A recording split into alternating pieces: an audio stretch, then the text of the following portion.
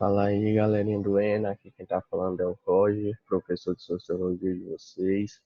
Hoje nós estamos aqui na nossa terceira aula de Sociologia para falar de Max Weber, ação social. Na aula de hoje, além de tratar de ação social para Max Weber, a gente também vai discutir um pouco sobre política, além dos tipos de dominação legítima que estão interligados com esta parte da política e discutir um pouquinho aqui sobre a obra dele, talvez uma das principais, se não a principal, que é Ética Protestante e Espírito do Capitalismo. Então vamos começar aqui por ação social. Ação social para Max Weber, que são aquelas ações que nós, como indivíduos, como seres humanos, nós temos no decorrer da nossa vida, no decorrer dos nossos dias.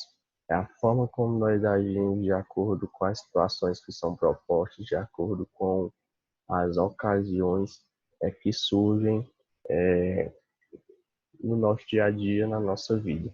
E ele classificou essas ações sociais em 4 formas. Ela pode ser afetiva, tradicional, racional com relação a fins ou racional com relação a valores. O que seria essa ação social afetiva? O que seria essa ação dos indivíduos de forma afetiva? São ações movidas por sentimentos ou emoções. Ou seja, quando você tem um ato, tem uma ação desencadeada pelas suas emoções, pelos seus sentimentos de momento. Por exemplo, quando você está com muita raiva, quando você está com raiva de uma pessoa, de alguma situação, e age impulsionado por aquela raiva, por aquele sentimento de ódio, de mágoa. Ou quando você está apaixonado, está amando alguém e toma determinadas ações que são movidas, são desencadeadas por esse sentimento de amor, de paixão, de carinho. Então, a ação afetiva, a ação social afetiva, são ações que são desencadeadas a partir dos sentimentos que você está expressando, que você está, das emoções que você está sentindo quando vai praticar determinada ação.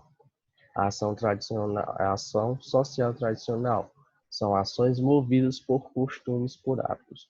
Ou seja, é algo que você pratica com certa de forma corriqueira, digamos assim.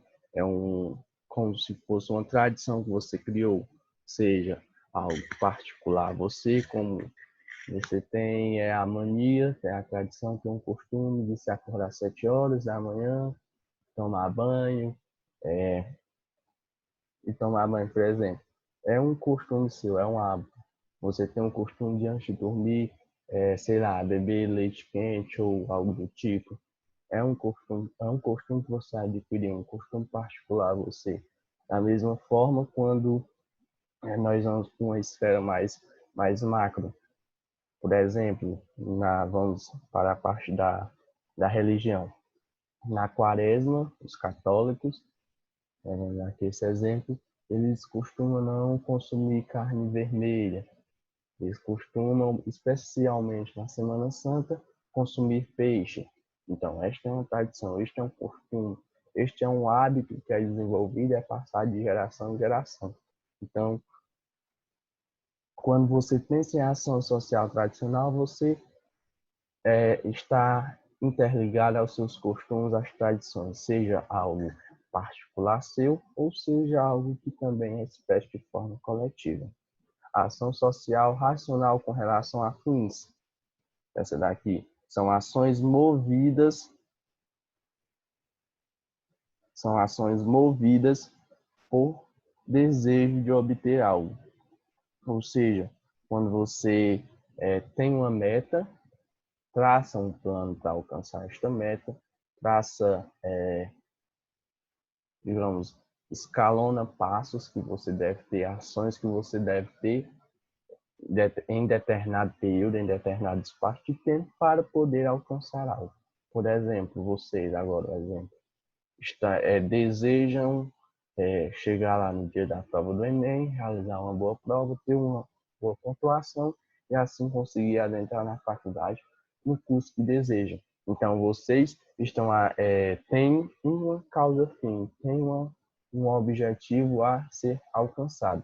Então, vocês raciocinam a melhor maneira de fazer isso, ou seja, estudando, montam um planejamento de estudos ou seguem um planejamento de estudos que lhe foi repassado, que vocês acreditam que seja a melhor maneira e agem de acordo com este cronograma, de acordo com este planejamento, com o desejo, com a vontade de, ao final deste processo, obter a aprovação de vocês. Então, são ações, são atos, são ações sociais racionais com relação a fins. E vocês estão agindo movidos pelo desejo de obter algo. Ação, ação social racional com relação a valores. São ações movidas por valores, por princípios. Ou seja, já são ações, atos que você se baseia nos seus valores, nos seus princípios, sejam éticos, sejam morais. Por exemplo, quando você está na rua e alguém vai colocar a carteira no bolso e a carteira acaba caindo no chão. Você vê aquela situação, raciocina de acordo com seus valores, de acordo com seus princípios éticos e morais, vai lá, pega a carteira e devolve ao dono ou à dona. Então, esta é uma ação social que você planejou, a sua mente raciocinou, ou seja, usou a sua razão, mas baseado nos seus valores, nos seus princípios éticos e morais. E aquela pessoa havia deixado cair a sua carteira, então ela teria que voltar ao seu dono, teria que voltar a sua origem, digamos assim. Então, esses são os 4 tipos de ações sociais que Max Weber descreveu: a afetiva, a tradicional, a racional com relação a fins e a racional com relação a valores. Então, são que a gente está passando de forma bem resumida para não ficar uma aula tão longa, também para vocês pegarem o que for necessário. Política em Weber. O Weber ele descreve o Estado, eu considero um conceito principal e chave no pensamento político dele. Ele descreve que o Estado ele é o detentor do monopólio do uso legítimo da força. O que é que ele quer dizer com isso? Que o Estado é o detentor do monopólio. O que é que quer dizer esta palavra monopólio? Mono, pólio, né? Poder. Vamos escrever assim. Então, o Estado ele é o único que detém, digamos, a premissa, é o único que detém o poder de usar a força de maneira legítima. Ele é o único que pode expressar a força de maneira legítima. Não sendo o Estado, o uso desta força ele será expresso de maneira ilegítima, de maneira ilegal. Por exemplo, nós estamos numa manifestação, o pessoal no início está lá com seus cartazes, palavras de líderes e de ordens, expressando sua opinião, seus desejos, e do meio para o fim, alguns grupos mascarados, baderneiros, começam o quebra-quebra, degradando patrimônio público e privado. Nesse instante, a polícia que estava lá simplesmente para, digamos, acompanhar como seria a manifestação, o protesto, ela entra em ação usando de força policial, usando de forma legítima a força que lhe é conferida em lei para poder apaziguar os ânimos e poder cessar digamos, aquele quebra-quebra que está ocorrendo.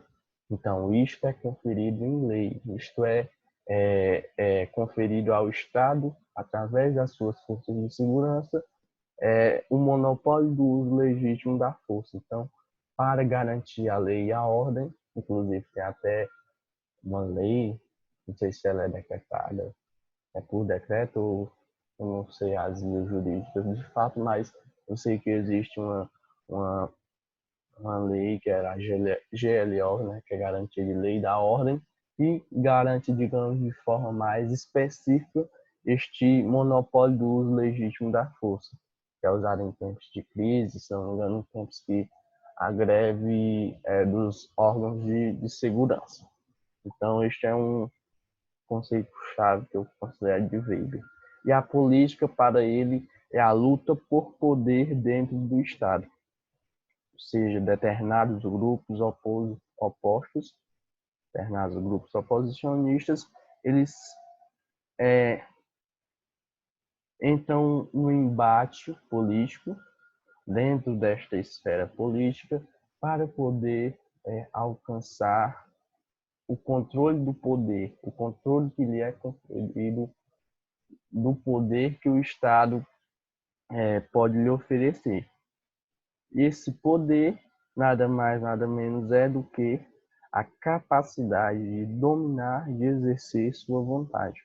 Ou seja, através do poder que você conquista, através de um cargo político que você alcança, você tem a capacidade, de acordo com os meios, com as vias que você escolher e com as vias que lhe são conferidas, vamos colocar de forma legal, que lhe são conferidas, você tem uma certa capacidade de exercer a sua vontade sobre os demais, de exercer o que você pensa, o que você, digamos, acha correto sobre os demais. Então, este poder acaba havendo esta luta por poder, não só na esfera política, mas principalmente na esfera política, por esta vontade, por este desejo de dominar, de exercer a sua vontade sobre o outro, sobre os outros grupos. E este domínio, para Weber, é obter a obediência de determinado grupo, ou seja, o Estado ele detém o monopólio do uso legítimo da força através da política. Há uma luta, há um embate para poder conquistar este poder que o Estado confere. Este poder é uma capacidade que se há de dominar ou exercer a sua vontade sobre um determinado grupo, e este poder, através deste poder, emana um domínio sobre um determinado grupo, sobre uma determinada pessoa, sobre uma determinada parcela da população, e é de onde advém uma obediência, de onde advém uma fidelidade, uma lealdade, a depender das suas ideias, das suas ações, dos seus atos. Então, você consegue obter este domínio. Então, é uma cadeia de, digamos, de processos, de passos que se deve seguir, que se tem, que você consegue obter este domínio. Muitas vezes não necessariamente dentro do espaço político, mas dentro do espaço domiciliar, dentro do espaço de trabalho, a gente pode fazer esta comparação do que Weber acreditava. E esta dominação ela pode ser dividida em alguns tipos, que são os tipos de dominação legítima. Ela pode ser carismática, tradicional ou racional legal. A carismática, como o próprio nome dá a entender, tem a ver com o carisma, tem a ver com a sua simpatia, com a sua afetuosidade que você passa ao próximo, passa a determinado grupo, passa a determinada parcela da população. Este tipo de dominação carismática, ela se encontra, ao meu ver, muito presente na época das repúblicas populistas do Brasil, e também a gente pode dizer que foi uma época muito triste da humanidade, um período muito trágico da humanidade, que é o que precedeu a Segunda Guerra Mundial, onde os líderes, onde os chefes de Estado, eles conseguiam obter um apoio, obter uma fidelidade, uma obediência da população através das suas ações, através dos seus atos, das suas falas, dos seus discursos. Por exemplo, no Brasil, Getúlio Vargas, e como eu falei, no período que precedeu a Segunda Guerra na Europa, Mussolini, Hitler, são alguns exemplos que tinham esta dominação legítima, porque ela não era, digamos, forçada, mas sim conquistada, mas através do carisma, através, digamos, das suas falas e dos seus atos para com determinados grupos, determinadas parcelas da população. E também esta tipo de dominação legítima carismática, ela é muito presente principalmente, eu acredito, em países que têm o regime presidencialista. O presidente representa o chefe de Estado e o chefe de governo, então há esta representação carismática das suas promessas de campanha, dos seus atos, dos seus discursos, das suas falas. Também os tipos de dominação também podem ser divididos em tradicional, que aí já está relacionado com algo mais cultural, algo que já tem antecedentes, já tem precedentes anteriores. Por exemplo, a gente entra na hierarquia religiosa, os padres, bispos, né, papa. Então, há este tipo de dominação, independente de quem venha a ocupar determinado cargo, determinada função, determinada posição, haverá sempre esta obediência, esta fidelidade, esta lealdade, este respeito, independente de quem ocupar, mas digamos pela função. Por exemplo, se você está você faz parte de determinada paróquia, caso você seja católico, e você já deve ter acompanhado algumas trocas no comando da paróquia. Então, o pároco mudou. Mas isso não significa que tenha havido uma escassez de dominação legítima tradicional, porque independente do padre que ocupar a função, você irá respeitá-lo, irá demonstrar uma obediência, uma fidelidade ao que ele lhe passa, ao que ele fala, aos seus discursos. Então, este é um exemplo bem atual e bem palpável de dominação legítima tradicional.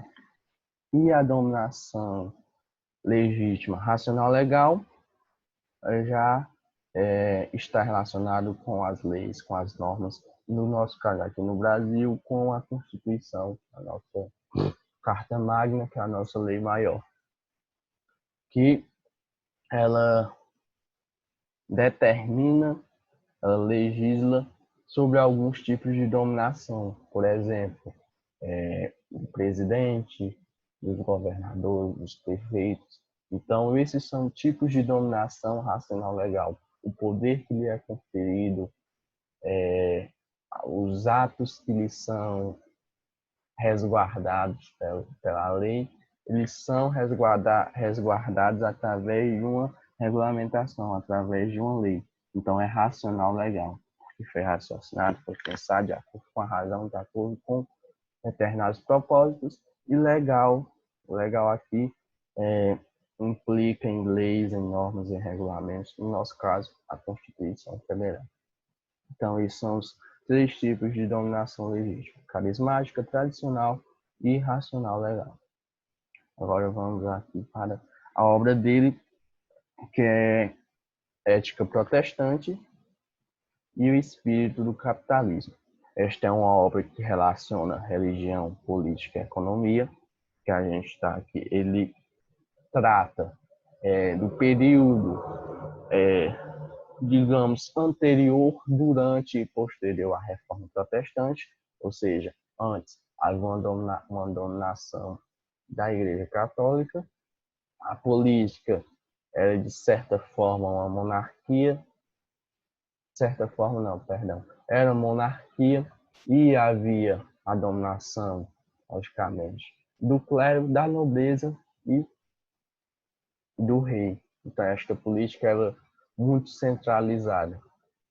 E a economia, que tinha determinadas restrições, ou seja, Havia os trabalhadores do campo, os camponeses, havia a nobreza, o clero e o, o rei, que não pagavam impostos, não trabalhavam e concentravam a maior parte da riqueza. E a igreja determinava isto como sendo uma predestinação divina. Ou seja, você nascia nobre, você iria morrer nobre. Já se você nascesse pobre, você iria morrer pobre. Então, nesta obra de Weber, ele vai fazer uma relação entre o protestantismo e o crescimento do capitalismo, porque antes disso havia o mercantilismo, né? Quem concentrava o poder sobre a economia, quem regia a economia era muito o Estado, era muito baseado no que a igreja permitia ou não. Nesta época, o catolicismo ele condenava a prática de juros e lucros, pois afirmava que cada se nascer predestinado, como eu já falei, né? Se nascesse pobre, ser pobre era a sua predestinação. Os protestantes, pelo contrário, afirmavam que o enriquecimento era um sinal de que Deus abençoava o homem. Ou seja, se você nascia pobre, você trabalhava, você conseguia juntar bens, riquezas e se transformava num comerciante, num burguês. Isto demonstrava que Deus estava abençoando você, a sua vida, o seu caminho, o seu trabalho. E como os burgueses eles queriam enriquecer, queriam acumular bens, mas também queriam ter um certo respaldo divino, vamos dizer assim, qual vocês acham que eles escolheram? Qual corrente religiosa? Qual doutrina? Logicamente, eles escolheram a que lhes era mais proveitosa, a que lhes convinha, ou seja, o protestantismo. Então, os burgueses, eles aderiram ao protestantismo justamente por haver esta interligação de poder praticar os juros, de poder obter lucros, de poder sair de uma posição menos favorecida para uma mais favorecida, e de isso lhes, digamos, não perder o seu vínculo com Deus, não perder o seu vínculo com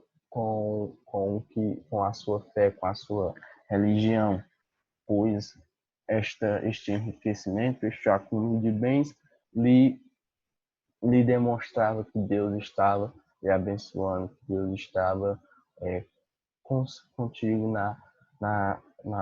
consigo na sua trajetória. Então, antes do protestantismo, o trabalho ele era visto como castigo, sofrimento e desobediência.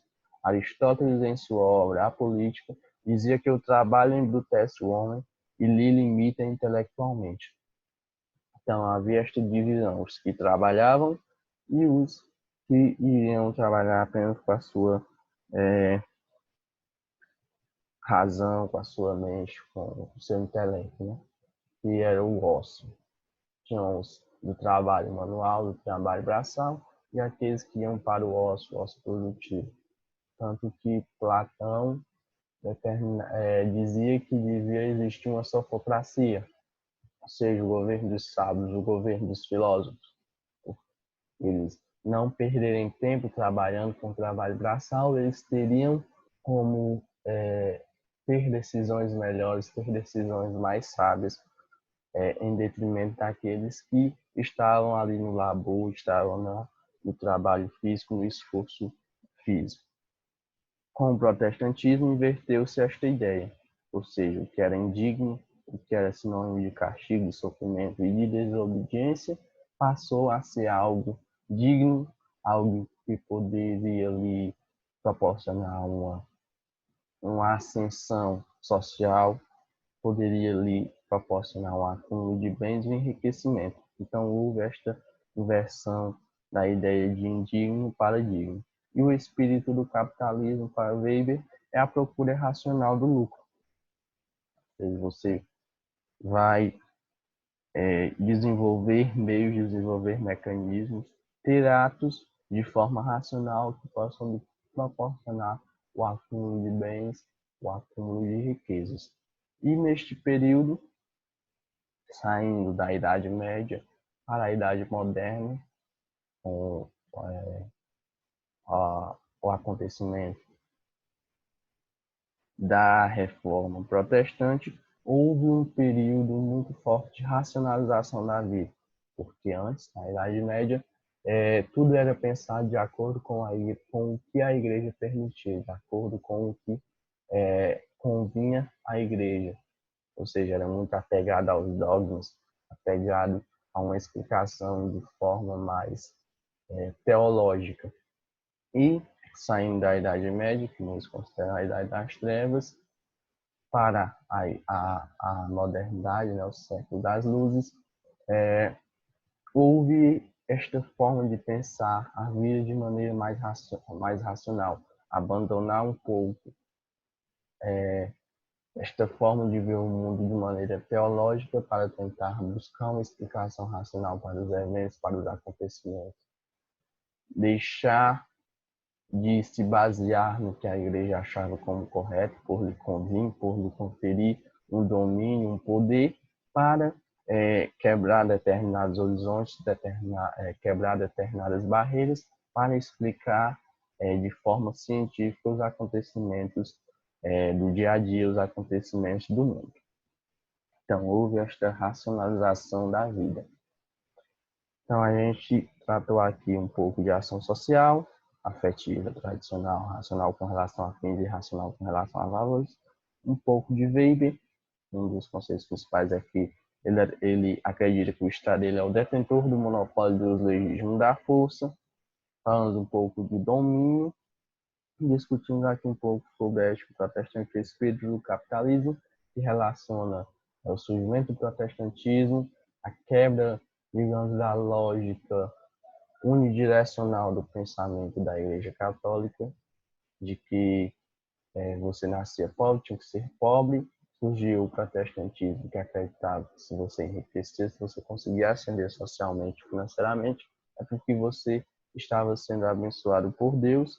E com isto, com essa quebra da Idade Média para a Idade Moderna, houve uma racionalização da vida, houve uma forma de pensar, houve uma evolução, digamos, de se pensar a vida de maneira mais racional, de maneira mais metodológica. Então, a gente tem aqui uma questãozinha do Enem de 2015, tratando sobre o pensamento de Weber. A gente, como sempre, vai primeiro para o comando da questão, que diz o seguinte: tal como apresentada no texto, a proposição de Max Weber a respeito do processo de desencantamento do mundo evidencia ou a alternativa A, processo civilizatório como decorrente da expansão do industrialismo. B, extinção do pensamento místico como um desdobramento do capitalismo. C, emancipação como consequência do processo de racionalização da vida. D, afastamento de crenças tradicionais como uma característica da modernidade. E, fim do monoteísmo como condição para a consolidação da ciência. Vamos agora ler o trecho que nos é proposto. A crescente intelectualização e racionalização não indicam um conhecimento maior e geral das condições sobre as quais vivemos. Significa a crença em que, se quiséssemos, poderia ter esse conhecimento a qualquer momento. Não há forças misteriosas e incalculáveis. Podemos dominar todas as coisas pelo cálculo. Então, ele está tratando aqui justamente deste processo de racionalização da vida pós-reforma protestante, pós sair da Idade Média. Ou seja, abandonou esta forma de pensar mais fixa, mais limitada, de forma mais teológica, porque havia esta influência da igreja, para pensar a vida de maneira mais racional, de uma forma científica, buscando um método, buscando um processo científico para determinar as coisas que há no mundo, as coisas que ocorrem, que têm seu acontecimento. Tanto que ele usa aqui o cálculo como sendo, digamos, um sinônimo de ciência, de experimentar, de, de, de algo empírico. Ele usa aqui o cálculo como, digamos, um sinônimo para fazer referência à ciência.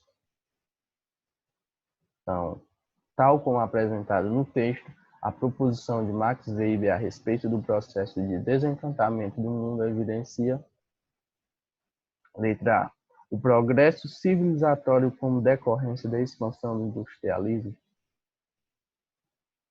Se ele trata neste trecho que nos foi proposto sobre um método, uma metodologia, um processo de civilização, um processo de levar, digamos, um comportamento civilizatório a outras ações, a outros lugares, como uma decorrência da expansão do industrialismo. Para se estar coerente esta alternativa com que a gente consegue observar deste trecho, fala de uma racionalização. Um processo civilizatório não significa necessariamente uma racionalização dos indivíduos. Por exemplo, quando houve a colonização do Brasil, vieram muitos padres jesuítas justamente para catequizar os índios, para catequizar os nativos. Então, eles tinham, digamos, uma perspectiva de um processo civilizatório, mas de uma forma, digamos, alienada, de uma forma que não lhes permitia um pensamento racional, um pensamento empírico. Então, esta alternativa é incoerente com o que o texto nos leva a pensar, nos leva a entender. Então, não há este progresso civilizatório como decorrência da expansão do industrialismo. Sendo que este industrialismo não necessariamente evidencia um processo civilizatório. A B. Extinção do pensamento mítico como desdobramento do capitalismo. Será se houve e há esta extinção do pensamento místico como desdobramento do capitalismo? Será se até os nossos dias ainda não há a tentativa de explicar determinadas coisas de um ponto de vista mais mitológico, de um ponto de vista mais teológico, abandonando um pouco de lado o pensamento científico, a metodologia científica? Então, não ocorre esta extinção do pensamento mítico. Basta olharmos para a nossa realidade, que ainda persiste algumas explicações de uma maneira mais mitológica, mais teológica. Então, esta alternativa B também está incoerente com o que nós procuramos. A letra C. Emancipação como consequência do processo de racionalização da vida. Será se haver esta racionalização implica necessariamente numa emancipação, num poder de consciência sobre si mesmo, sobre a sua contribuição, sobre a sua posição no todo? Será se esta emancipação, digamos, racional, intelectual, psicológica, para se estar necessariamente interligada? Este mundo evidencia a emancipação como consequência do processo de racionalização da vida. Esta alternativa também está incoerente com o que a gente procura. Vamos para a alternativa B. Afastamento de crenças tradicionais como uma característica da modernidade. Então, no trecho, Weber fala de uma intelectualização, de uma racionalização da vida, que antes se pensava de maneira muito fixa, muito pegada às tradições católicas, muito apegada aos dogmas da igreja, de forma muito teológica, e com o protestantismo, com o surgimento do capitalismo, ocorre uma racionalização da vida. Então você busca pensar de maneira mais racional, busca pensar de maneira mais científica, de maneira mais empírica. Então, há um afastamento de crenças tradicionais que antes explicava a gripe de uma maneira mais divina, mais teológica, e com esta quebra houve uma maneira de pensar de forma mais racional, de forma mais metodológica, mais científica. A chuva e todos os outros fenômenos é, da natureza, os fenômenos que ocorrem no nosso dia a dia. E há esta mudança da Idade Média para a Idade Moderna. E uma característica da Idade Moderna é justamente esta racionalização da vida, esta forma de pensar a vida de maneira mais racional, elevar a ciência a um patamar superior às explicações de maneira teológica, ou seja, buscar pensar um pouquinho mais fora da caixa, buscar quebrar determinadas barreiras que foram impostas durante séculos e séculos. Então, este afastamento de crenças tradicionais é sim uma característica da modernidade. Esta questão está bem coerente com o que a gente procura. Nós vamos analisar que a alternativa é fim do monoteísmo como condição para a consolidação da ciência. Será-se para haver uma consolidação da ciência, uma acreditação, haver uma adesão ao pensamento científico? Necessariamente tem de haver um afastamento, tem que haver uma extinção do pensamento religioso, um pensamento teológico, de uma forma de enxergar o mundo de uma maneira mais mitológica, mais mítica? Não. Mais uma vez, vamos analisar o nosso dia a dia, a nossa realidade. Ainda há as religiões, ainda há o pensamento religioso, ainda há explicações, formas de ver o mundo e os seus fenômenos de maneira mitológica. E há também a ciência, há uma acreditação na ciência, há uma confiança na ciência, então há uma consolidação da ciência. Então são duas coisas que não estão necessariamente interligadas. Elas são digamos, de mundos e de esferas de posições diferentes.